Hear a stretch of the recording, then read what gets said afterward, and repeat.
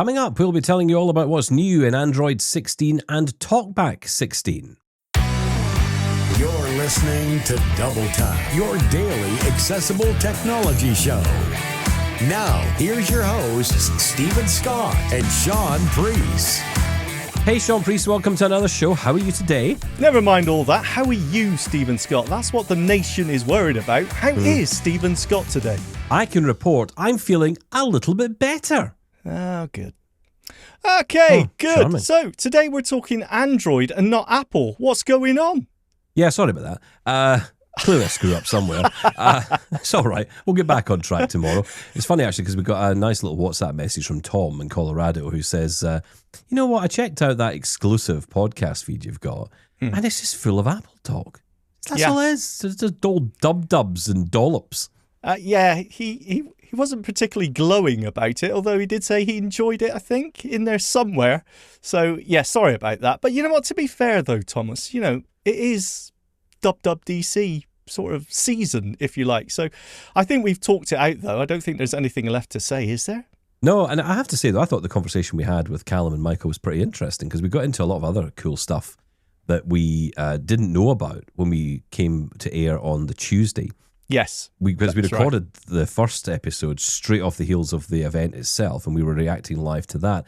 And actually, you know what? I think I will come back to this on one particular area. Everyone's talking about this liquid glass. And I've got to say, Shelley Brisbane, who was on with us, was, you know, we were kind of having a joke around it, but I see she's writing some comment about it now for her 6 Colours publication that she works for. And she's been doing some reporting, and I see some of her social media posts. She's not happy at all about this whole liquid glass thing, especially because it seems to get away from it. You just have to turn it off, which seems ridiculous, seems redundant. And she's not happy at all about it. So maybe we'll get back on to talk about that specifically at some point, especially as it nears release. Because, you know, I think, you know, from here on in, I know you're going to hear other podcasts that will talk all about, you know, the betas and what's going on. I'm not listening to that. You know, the social media posts, these people who whinge and whine and moan about, oh, it doesn't work and it's not working. Well, don't download the beta. All right, I said this Stephen, before, and I'm saying it again. Calm down, Stop you're real. downloading the betas. They shouldn't allow anybody who's not a developer to download the beta. That's my take on it. Okay. I don't say it's up to you if you download it, but you've got to take responsibility for, you know, any problems that arise. People, take responsibility. Okay. All right. Calm down. I'm feeling better, though. I feel good today. I feel a bit better. Yeah, Good. I've had my I'm coffee. glad. I'm feeling good. I'm not sneezing as much today, so that's a good sign. I don't have a sore back. I was told I can't eat fruit anymore. I'd love to be you. Can I grow up to be you? No, someone You told can't me. eat fruit. Who told you that? No. You know, I've been, you know, cutting down on the sugar and everything else, right? And I was told, who knew, breaking news, apples are delicious. I've just discovered it. I have about 5 apples a day. And then I was, you know, gloating about this. Oh, yes, I've only ate for 3 apples this morning and blah, blah, blah. Oh, apples are really bad for you. They're full of sugar. No. This is rubbish. This is exactly what happened to me as well. I used to, honestly, I feel I could drag the carcass of an animal into my office and cook it in the office and eat it and consume the entire thing. And not a soul would say a word because they would say, well, you know, Stephen's got a terrible diet. That's the kind of thing Stephen would do. And as soon as you say to someone, I'm trying to eat a bit healthy, I'm just having a banana, they go, well, you can't eat too many bananas because they're full of sugar. And you're just like, oh, come on. Seriously? I've been eating KFC for the past 10 years and you're now complaining because I'm eating a banana. Well, to be fair, they weren't complaining. They were just, it's just, you know what it's like? The food advice just goes, it doesn't matter who you're talking to. You got different advice every time. And then I was watching My £600 Life or whatever it is with Dr. I came onto that the other day. Yeah, I saw that the other day. I see it on Facebook all the time. Are they trying to tell me something? And then, of course, follow my diet, 1,200 calories a day, but no fruit. It's full of sugar. So, oh, no, it's reinforcing it. So now I'm feeling guilty about eating an apple. I can't win. No, you can't. Well, no fruit. And all Android talk on Double Tap today, so I don't know. It's all a bit weird. It's all a bit weird today. Listen, we're going to get into some of your messages because we've had a really interesting comment in from Marissa who wants to tell us about her Lady A Plus experience. Oh, yes. says. Hey, Double Tap. This is Marissa. First time reaching out. I started listening at the end of December, all thanks to a friend introducing me. So, I wanted to finally message. I'm listening to the Friday 13th show, and we're talking about Alexa Plus and how it's going to roll out to the speakers and how the results haven't been that impressive. Well, I just got early access. Now, I don't have any shows. I never have. So they're finally picking people that just have speakers. I got access on Thursday. I signed up in March and they emailed me on Thursday and said, hey, we're ready for you to join us. So I have it now. So let's see what we can do. Now, one thing I will tell you, you were saying in the podcast, you're going to have to go out of the A Lady Plus to control smart home devices and stuff. I'm sure that is true for some things, but I can Ecobee, my thermostat, has already pivoted and can control it. Echo, what's the current temperature at home? The current temperature at home is 70.7 degrees Fahrenheit, according to the bedroom dot, and 71.0 degrees Fahrenheit, according to the bedroom sensor. Okay, cool. So, change the temperature to 68. I've set the AC to 68 degrees. Awesome. Echo, can you tell me a little bit more about the Double Tap podcast and the hosts of it? Double Tap is a popular podcast focused on technology and accessibility. It's hosted by Stephen Scott and Shaun Preece, who provide insights on the latest tech news and reviews, particularly for the visually impaired community. The show covers a wide range of topics, from AI developments to indoor navigation technologies, making it informative and engaging for listeners of all tech knowledge levels. Oh, cool. Awesome. What's the phone number to contact them on WhatsApp? The WhatsApp number to contact the Double Tap podcast is 1-613-481-0144. Oh, awesome. Cool. And how often does the podcast come on? Do you know? The Double Tap podcast is released daily. You can tune in every day to hear the latest tech news and insights from hosts Stephen Scott and Shaun Preece. Whether you're interested in accessibility features, AI developments, or general tech trends, there's always something new to discover on Double Tap. See, so look, Alexa Plus gives you a glowing review. So I've been messing around with it a little bit. I've been talking with it about some different things, and it's kind of like, I mean, it's better than talking to the Meta AI so far, but I've only had access to it since Thursday. So I did think I would tell you that I can control my thermostat still, without going out of going out of Alexa Plus. I don't even know how the hell to go out of Alexa Plus. So luckily I haven't needed to do that yet. And I don't play Night Manager much anymore, Shaun, although I used to. So I'm pretty sure that cannot be opened. But I'm guessing that, slowly, or I don't know how long, they're going to bring in the integrations. Oh, one last thing I want to tell you about, and I would love to hear some feedback on this. I don't have a video doorbell. I want one. I've been thinking about it forever. I need one. I should have one, and I don't. I asked Alexa Plus yesterday, if I get a Ring doorbell and get it hooked up, can I ask you, what do you see at the front door? What do you see at the side door? And it says, yes, I can describe that to you. Like, here, let me ask it. Echo. I'm totally blind. So if I get a Ring doorbell and I get it hooked up at my front door, can I ask you, what do you see at the front door? And will you be able to describe it? Yes, I can help you with that. If you install a Ring doorbell camera at your front door, I can describe what I see through the camera feed. You can ask me to show you the front door camera, and I'll provide a verbal description of the current scene, including people, packages, or any other notable activity. So that's what it says, dude. Okay. And I really quizzed it on this yesterday. And I said, is that true? Are you full of crap? Are you making that up? Is that really how it would work if I got one? And it swears up and down. It kind of backpedaled at one point. It was like, well, maybe you should ask, maybe you need to ask the Ring team. And I said, no. You said you could describe the scene at the door. Can you? Yes, I can. So before I pull the trigger and buy the Ring doorbells, I was kind of avoiding them because I've heard the app isn't as good and whatever. But if Alexa could describe what's at the door, that could be awesome. So I would love to throw this out to the rest of the listeners. If you have a Ring doorbell and you've gotten access to Alexa Plus, could you please test this for me? So I don't have to buy a Ring doorbell, get it installed, find out it doesn't work, get it removed from my wall and return it.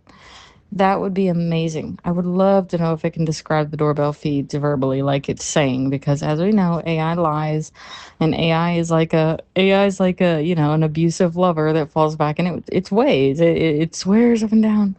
It can do this and it can do that, and it's sorry, and I'm right, and it's wrong, and it's frustrated with itself. That's what Gemini's told me before. She said, I'm just frustrated with myself and how I'm getting this wrong. But, it does get it wrong. So please, if anyone else has access yet, I don't know why I have access and other people don't. I'm guessing a lot of people will get it very soon. Please let me know if you ever ring doorbell, what it says when you ask it to describe the feed. Thank you so much. And any other questions I can answer for you about the Alexa Plus or anything you want me to ask it or try, I'm happy to do for you. Thanks, guys. Thank you, Marissa. Really appreciate that. That was really interesting to It was amazing. see how it works. Not quite as conversational as I thought it was going to be, though. What are you talking about? I don't know. I just expected to be. It sounded just like regular Lady A to me. Do you know what I mean? Well, it sounded it was like responsive. I mean, it didn't query any of the ways that Marissa asked her questions there, and she was very free and easy and casual about it. I know what you're saying, but actually, that's what I want from a smart speaker. I don't want the whole conversational and asking me how my day's been, unless I go down that route myself. I think this is really interesting because we did bring up some points, and this is the trouble when you're talking about early access anything or beta anything, is that it can change so quick. Yeah. So as she pointed out there, she's not running the Echo Show, a smart speaker with a screen. So she's running this now. They seem to be rolling it out to the speakers themselves. So that's very nice. I thought it worked really well. The other thing, of course, is support for controlling smart home devices.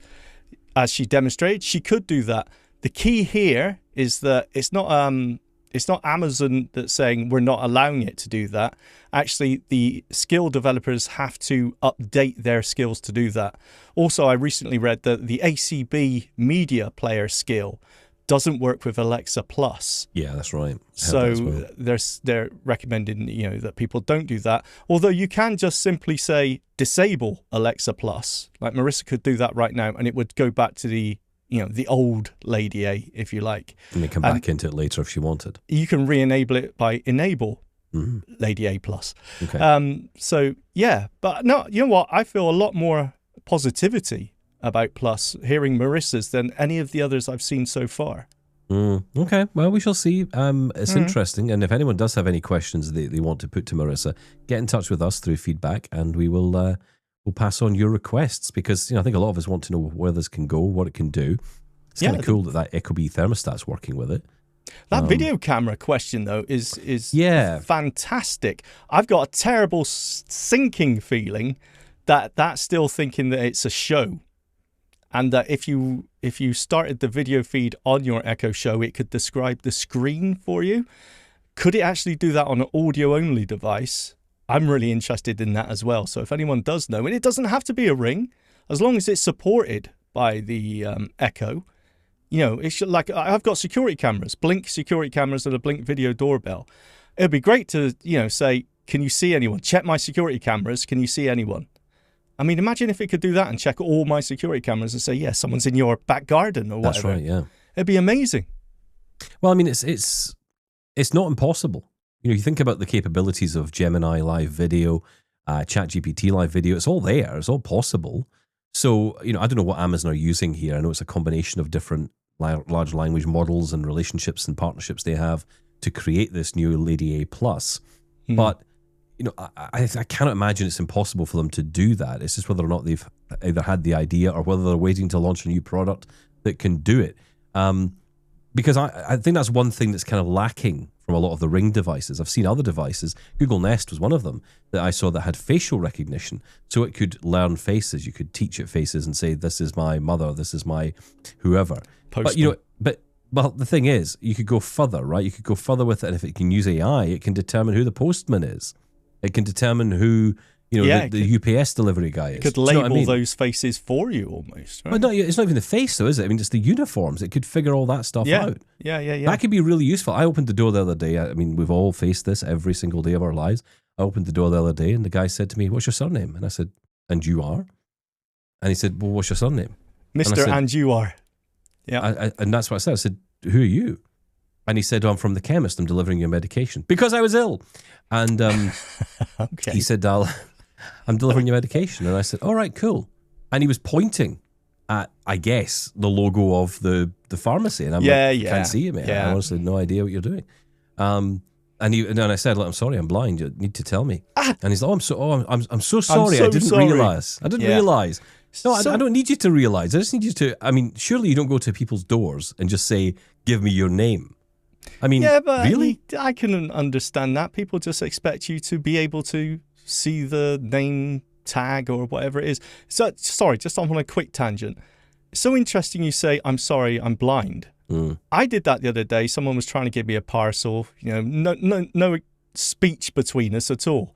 It just, I knew someone was there because they rang the doorbell. Person. Yeah. And I've got my arms out, ready, nothing. So I just said, I'm sorry, I'm blind. Oh, okay, here you go. I think I've got to stop saying, I'm sorry, I'm blind. It's just a habit. Thing. We do that all the time. Yeah, but I do it all the time. It's a British and Canadian thing. We do it. We all apologise for everything. Maybe. We walk into someone, we apologise. Or they've walked into us and we apologise. That happens all the time.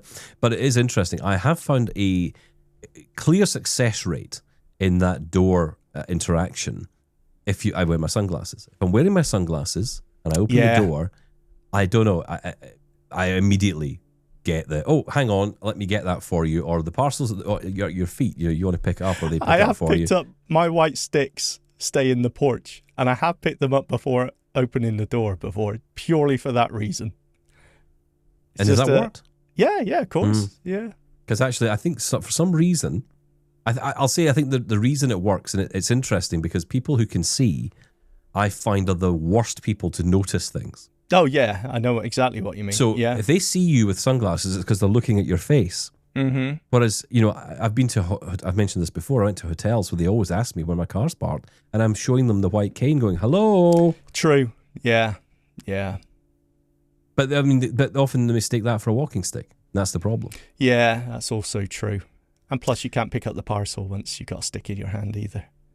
Oh, that old chestnut, Can you bring it in for me, young man? I can't do it. There is nothing worse, and I've done this, where someone's done it, and it's the tiniest parcel. Yeah, that's right.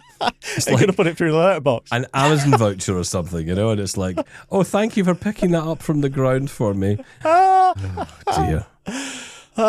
Where were we going with this? I have no idea, but Marissa, thank you. Yes, that was fantastic, Marissa. Thank you so much. We can time for a couple more. Let's go to TJ, who wants to comment on our chats about fair pay. This has been a topic of conversation for a while, where we've been talking about the whole idea of if you do a job for an organisation, especially a fairly well-off organisation, you should be paid for that work. Hey, Stephen and Shaun, TJ Malloy here. You really hit a nerve with the topic of pay and compensation and fair pay and things like that. I agree with you 100%. There's no reason why people shouldn't get paid for the services that they do. And I think, I was on a board of a nonprofit, and it was a small one, but they were always trying to get people to do something for free. Oh, maybe we can get, because I know a big concrete contractor, maybe I can get them to do the concrete work for us for nothing. Maybe they'll donate it because they can afford it. And, I'm a lawyer and I was on the board, and I tend to be the pro bono lawyer guy. They would call me with all the legal advice, and I didn't mind it. That's part of the skills I have to offer. But at the same time, there's only so much of that you can take. Everybody has to make a living. Whether you're blind, sighted, whatever condition you have, everybody has to make a living. And I agree 100% that you should get paid for the work that you do. It can be a reduced rate. It could be, whatever you would work out with them. But yeah, just to make the offer, the expectation that something is automatically given for free. Your time, skills, talent, labor, expertise is not good at all. And I think that's a society issue. That's not just a blind community specific deal. That's across the board. So agree with you 100%. Fair pay for what you do. That's essential. So we can all keep making a living and supporting each other. Keep up the good work, guys. Thanks, TJ. Appreciate it. And I agree 100%. Look, I think the V word we all have to start using is value. And you're right, that's not specific to blind people. I am sure, I don't know, I have never been asked to speak on a woman-only panel, but I imagine there are many women who've been asked to do exactly the same thing, go up and speak on a panel about a particular topic. And, the organization that is hosting the event is making a lot of money, but the panelists are earning nothing or next to nothing. Might, get your travel paid for or whatever. And I've had that so many times. And I turn it down usually because I say, do you know what? No, it's a lot. You got to understand something. This is the bit that gets me. It takes a hell of a lot of effort to get yourself up to do these things. And I don't mean to get up and go out the door and actually, I mean every bit of that. Every single bit of that combined. It takes so much out of us. And, I am exhausted sometimes just going to an event. And, I get to the event. I mean, CSUN was an amazing place to go to, but I was exhausted by the end of that day. So were you. Yeah, that's true. And, people always, oh, well, it's the plane and it's so of course it's all that. It's the jet lag and all that stuff. Of course, I get that's a thing as well. But even if I was traveling 5 minutes down the road, I'd feel exactly the same way. I'd be exhausted by the end of it because it's so much to bear. I mean, I don't know about you. I mean, I was at a wedding recently and, a wedding's a wedding. It's a happy event. People are smiling and happy. And of course, I'm against that. Yes, of course. So you must have been outraged. Absolutely horrified. What are these people doing, being happy all the time, looking forward to a future together? You seen the news? Please move on. So, there I am sitting there. And, the problem is, realistic, and I'm being serious here, you're sitting there and the amount of noise is just so overwhelming. And people are trying to talk to you and, across the table. And the problem is you don't know they're talking to you. Yeah, you can't so you really have that hear whole them. thing of, yeah. oh, hello, can you hear me? And I'm like, sorry, are you talking to me? And then, of course, you don't get a response because they're probably nodding. Yeah. So you go, oh, they're not talking to me then. So you turn away. And that thing of you don't want to come across. I don't want to be that person. I don't want to be that guy that goes to a wedding and be that person who I saw loads of old guys who would be at weddings and sit in the corner and just look as if they hated every minute of their lives. And at the time I thought, it's just miserable. And then I realized, no, this is because now I know they're struggling. They're struggling to be in that environment. It's just so much. It's so overwhelming. And so when people ask you to go and do an event and go, come on stage and just talk, it's not as simple as that. I remember interviewing Microsoft's David Dame. He's a great guy. And he was talking about going to an event to host and to present on a panel and the challenges that he faced, in doing the journey. So, I'm sorry, that has a value. If I'm going to do all that for you, the very least you can do for me is pay me some dosh. Make it worth my while. Make it bluntly. If it's going to be miserable, then at least I should be paid for it. It might just ease it a little bit. It might ease that pain a little bit when I'm on Amazon buying things when I get home. Being miserable. It's a case of recognizing the value that you bring to it. I've got to say, I think I'm a terrible person because I'm kind of thinking, in the case of that, I know this contractor who may be able to do this thing for us as our organization for free. I'm kind of thinking, well, why not? Why not? It's, organizations or businesses sometimes like to do things for charity. So why not? And I'm recognizing that goes against we're all should be paid for things. But when I say, recognize the value in yourselves, I'm thinking how low the employment rate is in our community anyway. And I just take it from that point of view. I'm not sure how I feel about I think there's a difference between a company Like if Yes. you went to a company and said, "Hey, can you give me X amount for free?" There's loads of charitable Play that blind donations. Well, not even that, but whatever it is, right? I know. An organization's different. A company's different to some degree. Again, if it's a tiny little company, I mean, Exactly, look, yeah. we started the show yesterday talking all about Speech Radio, the app that's going away. Yes. And how we were kind of more forgiving of an organisation like British Fathers for the Blind Fund because they aren't a huge organisation. So we're more forgiving of that, I think. I mean, we are anyway. We'll hear what happens when the feedback comes in. But, I feel that you and I are fairly on the side of, you know what, they've tried their best here. At least they've done this and they've tried it. Yeah. And they're certainly not against, by the way, someone coming along and saying, hey, we'll continue this. They're not shutting it down. They're not, they're almost, I would say they're almost soundscaping it. That's the phrase we could call it that. Yeah. Whereas they're saying, look, if you want to continue well. it, carry on, but we can't do it. But a bigger organization, no, I'm not so sympathetic about. So, I think that's how I would generally go. But look, I think if you're a blind person asked to do something, or anybody, frankly, asked to do something that is taking you out of your day, I mean, God, they pay your expenses and things for jury service. So, Again, yes, a government-funded, taxpayer-funded resource there behind you. Organisations maybe don't have quite so much. Not all these charities are poor. No, that's important true. to remember. Yeah. A lot of these organisations have got money, and their staff are earning a lot of money. Their CEOs are earning a lot of money. So why am I sitting here earning, a train fare for giving my entire day over to you? Yeah. And that's I why totally I'm not doing agree. it. I totally agree. You pay me something decent, we'll talk about it. Yeah. I think we have to start that because I think the problem is, and my favourite argument is when someone says to you, well, if we do it for you, we have to do it for everyone. And okay, first off, I wasn't suggesting you pay every single person on planet Earth the same fee. I was suggesting you pay me and the 5 other people you've asked to be here. I don't think that's the equivalent of 8 billion people. So I don't think it's going to bankrupt you to pay us a decent amount of money. But that's the kind of almost the get out clause. And people try and use that more often than you think. That line has been used on me so many times. And I'm always ready to fight back and say, is that right? Okay. Well, you're not getting my time. I'm sorry, you're not getting my time. Stephen is available for bookings and pantomimes. Bar mitzvahs and letter openings. I'm your man. I can be there. Let's get one more in. This is from Callum. Hello, Double Tappers. Callum here again. Just a quick one. I was really glad to hear Shaun saying that he's only just about getting to grips with the different review modes in NVDA or navigation modes, whatever they're called. Like the screen review, object review, those kind of things. And similar with JAWS as well, because I know you've got like the PC cursor, which I think is what you're using most of the time.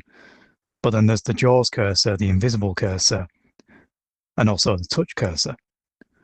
And I've been using JAWS for probably the best part of 15 years now. I started learning it when I first started secondary school. And then NVDA, I don't really know how long I've been using that for, but a similar amount of time. And I still don't understand all these different navigation modes.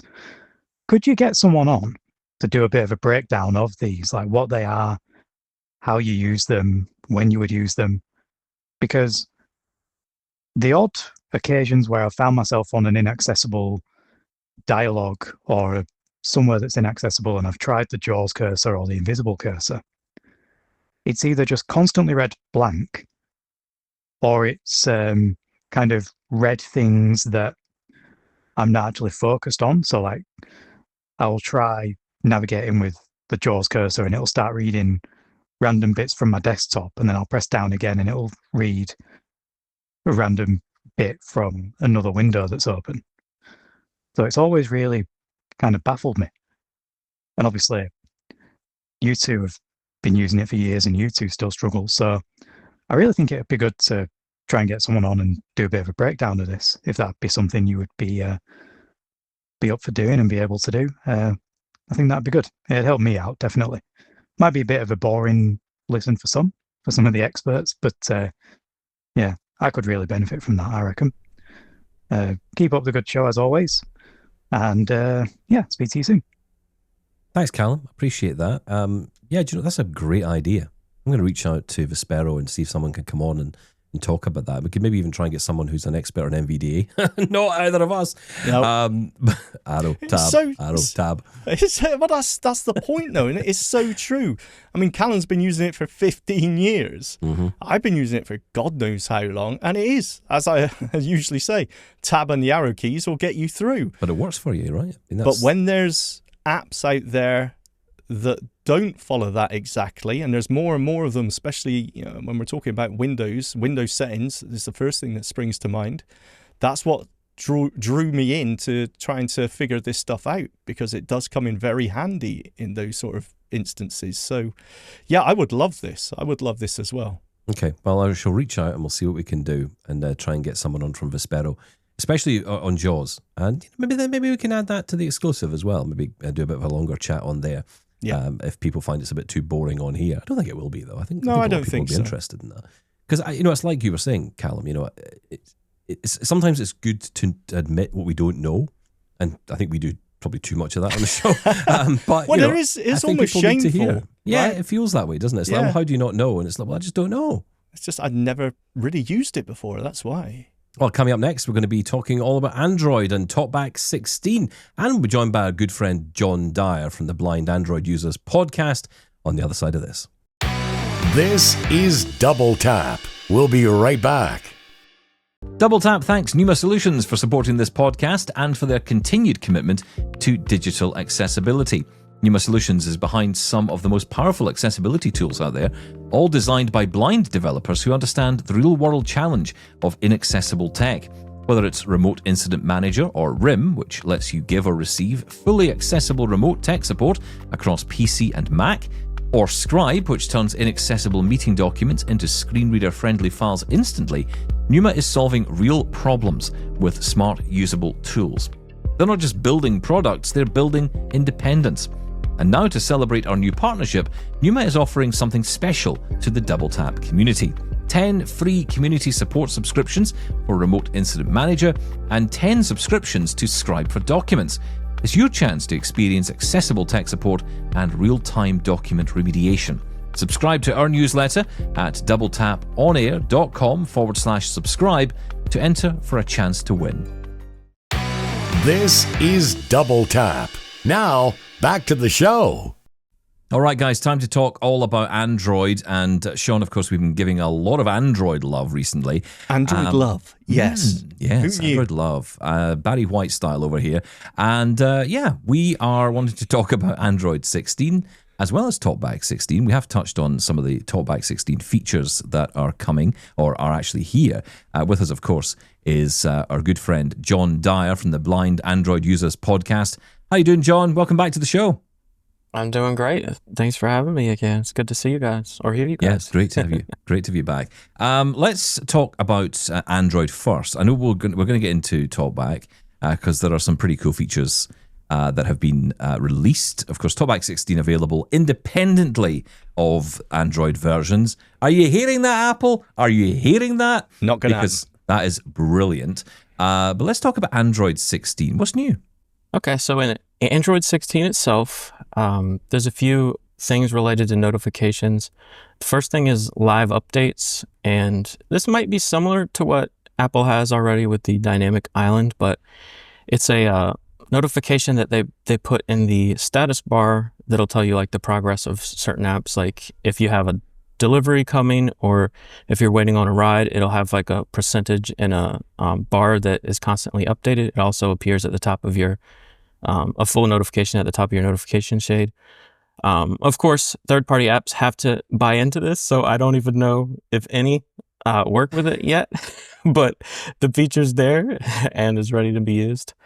A couple other notification-related things is they have something called notification cooldown, which you can enable. It's optional.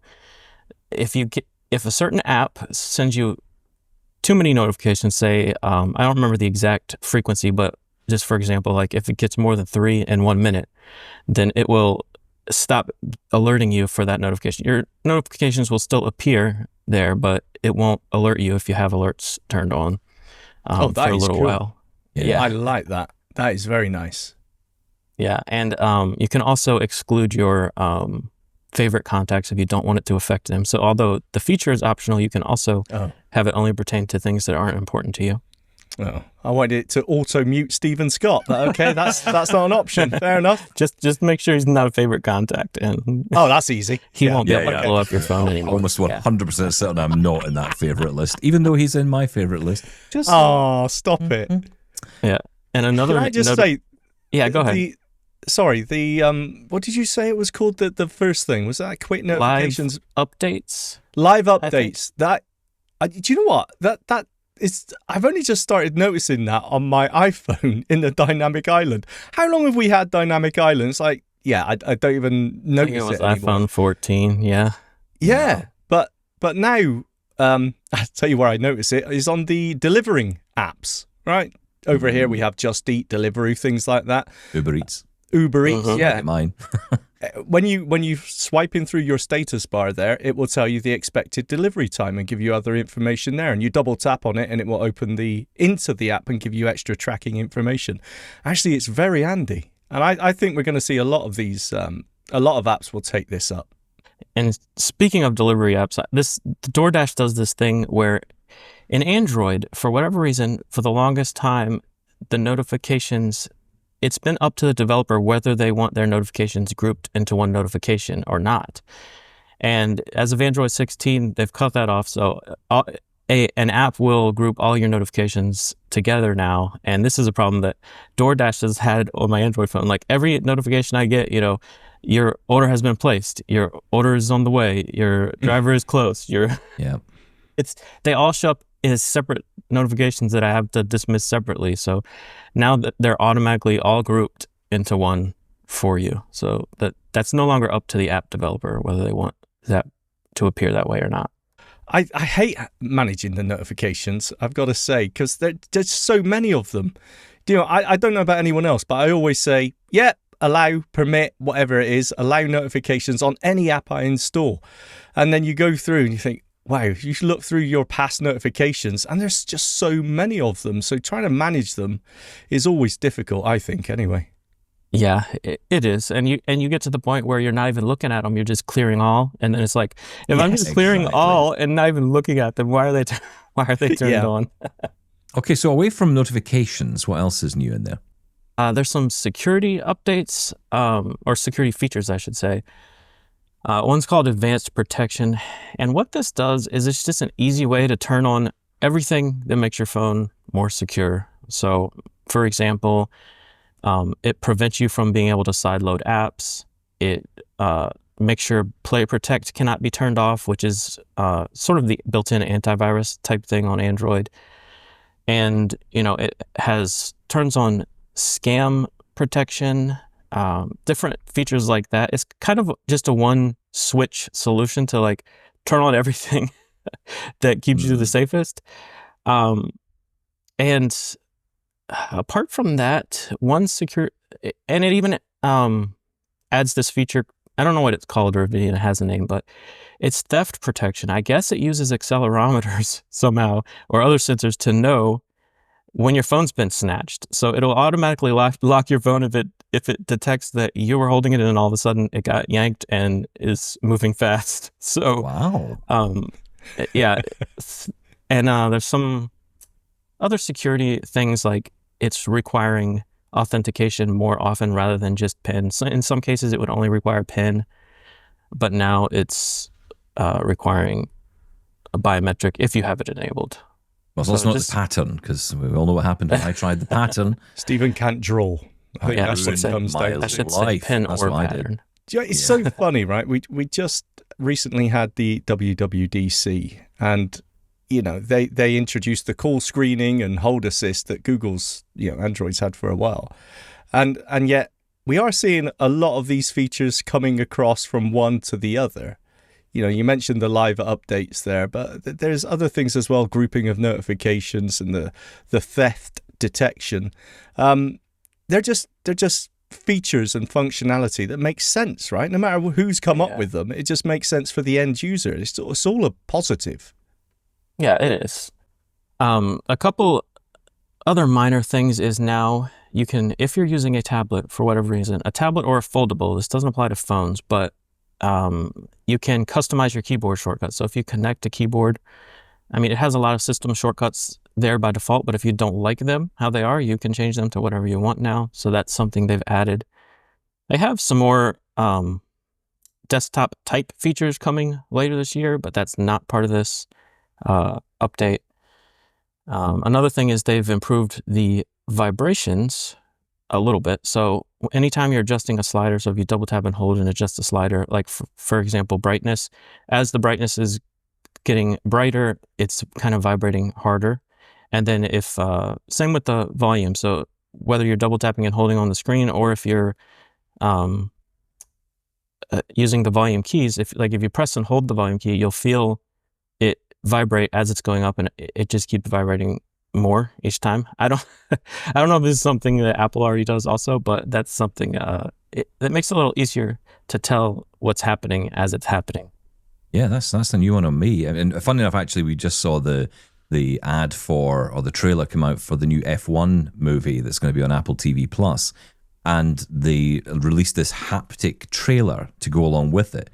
Have you tried this yet, Shaun? No. Very interesting. So basically, they have the trailer for the movie, but they've added the haptic sensations of the car driving and all that along with it. That reminds me of the rumble pads you used to get back in the day on your console games. Nintendo 64, yeah. Yes, that's right. But that makes total sense, right? I mean, if you've got hearing difficulties, and you know, people will say, well, why do you set the volume? Well, because sometimes you want to set it for someone else, but you just should have the option to know what the volume is set at, right? And tactics and vibrations absolutely do that. Mm-hmm. Yeah, it's a really cool idea. Yeah, and then they have added some accessibility features related to hearing aids. Now, you have the option. Previously, I guess you had to use if you were in a call and you were using a hearing aid that was connected, it had to use the hearing aid's mics, which are not exactly designed to pick up the person's voice. They're designed to pick up the background, right? So that didn't work great. So now you have the option to use the phone's microphone while you're on phone calls if you'd rather, which gives a better experience to the person you're on a call with.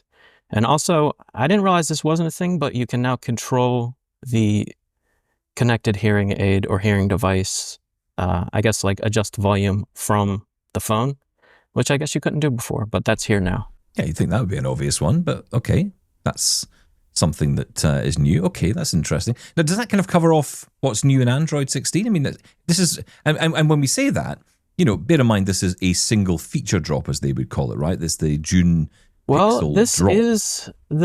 This is Android 16. So this is a full OS update, but everything you've been hearing about, if you've been following Android news, you've probably heard about the new Material 3 expressive redesign, like overhaul of the UI. That's not in this. That's not coming until the next feature drop, which will be in the fall. So that's right. So they kind of break it up, don't they, over the year? Wow, they really are taking a lot from Apple. Yeah, it'll be coming soon.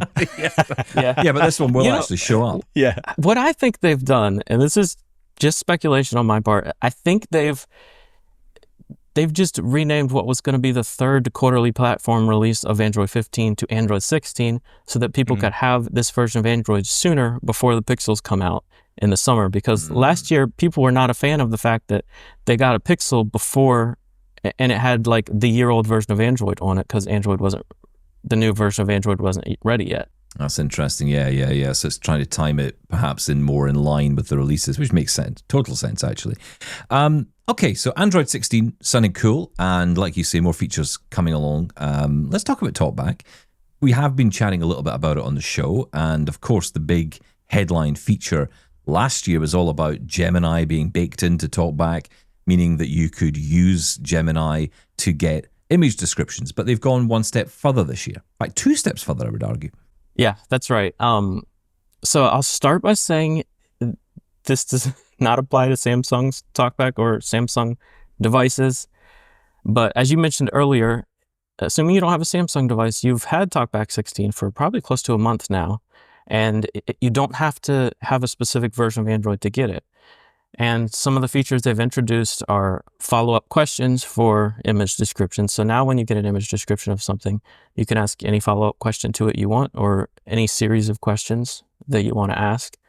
They've also introduced screen description. So it will describe your entire screen to you now, rather than the current focused item. So you can do it either way you want, the entire screen at once, or the current focused item. And either way, you can now ask follow-up questions about any of them. Now, the follow-up option is really good, right? Because that's what we all want. Because you get that initial description and it may be fine, but it may miss the actual thing that you want, the information that you need. So being able to drill down into and get a more detailed or more focused description is vital, really. So this is really cool. Can I ask, how does this work? There you go. That's it. No, I'm going to ask more. How does this work with older devices, right? Because as you mentioned, you don't need Android 16 to get TalkBack 16, okay? Yeah. But it works. If this is using Gemini to get the description on older devices, does it just work anyway, or is there a cutoff point? Yes, it does, because these specific features are done in the cloud. So technically, and this is the sad part about what Samsung's done. Technically, if you have a Samsung phone that's running, I think it was Android 10 when they didn't start their version of TalkBack yet, a Samsung phone running Android 10 will have these features and they will work. But if you have an S25 Ultra, you don't have these features. Yeah, wow. That's yeah. That's really cool. And just to clarify that though for people, that's because Samsung embedded their own TalkBack into the device. It's no longer.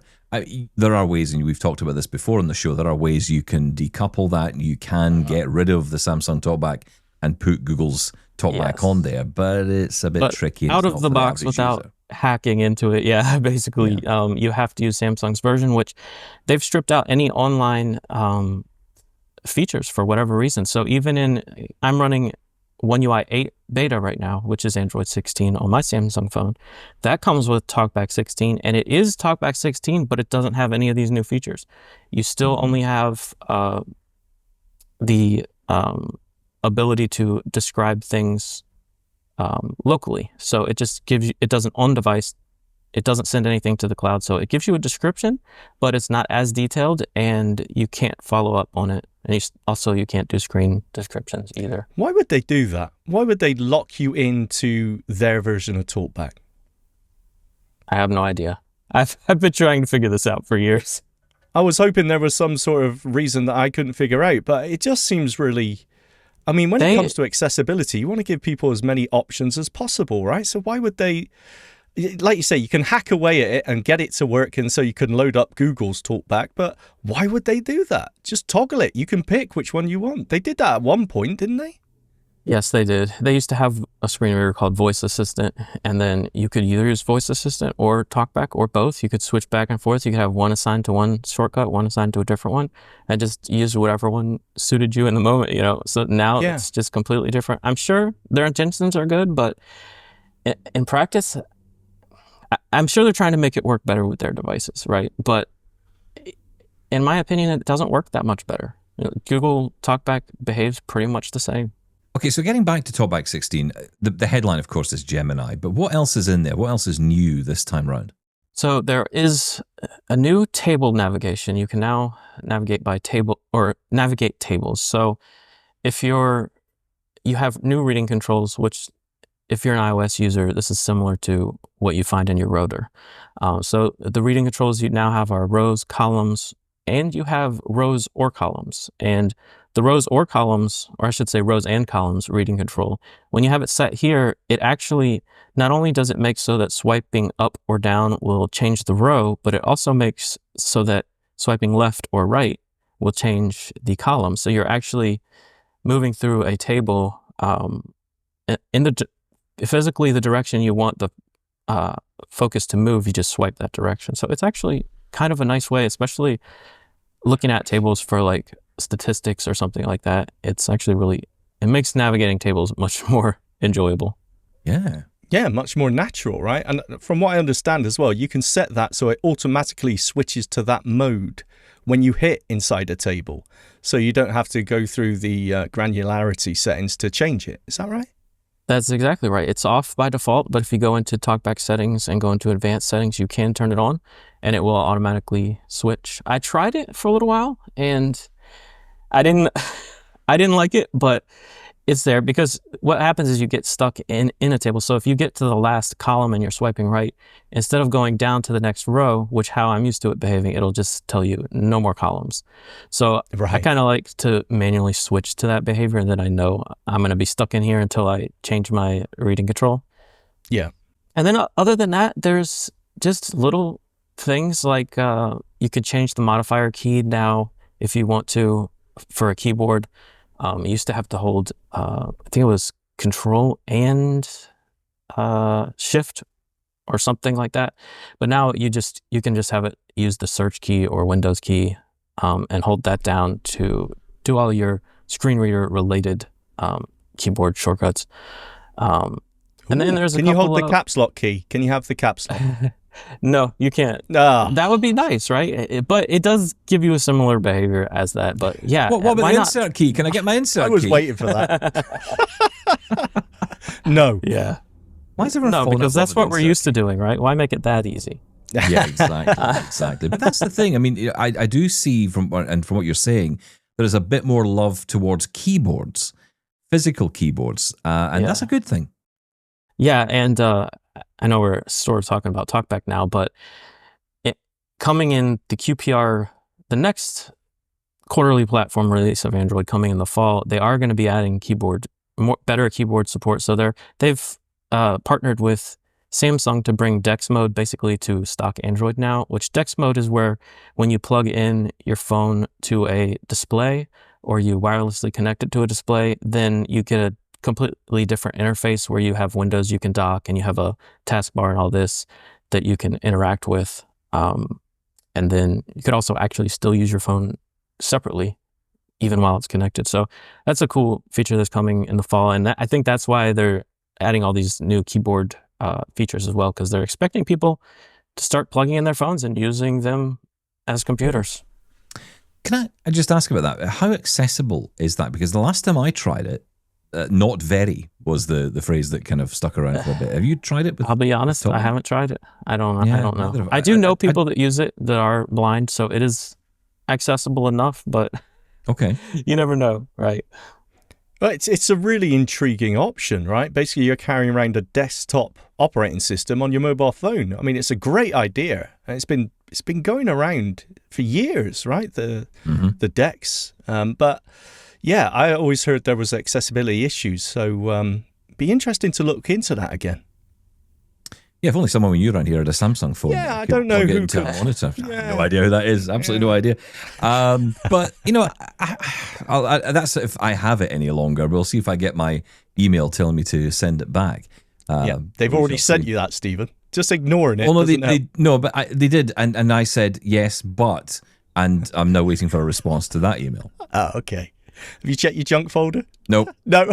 And I've also changed my email address and moved country. So there you go. Problem solved. But no, this is sounding good. I mean, you know, these are incremental updates, let's be honest, right? But I mean, apart from Gemini, I would say that's a big one. Follow-up mode is a big deal. I think that's great.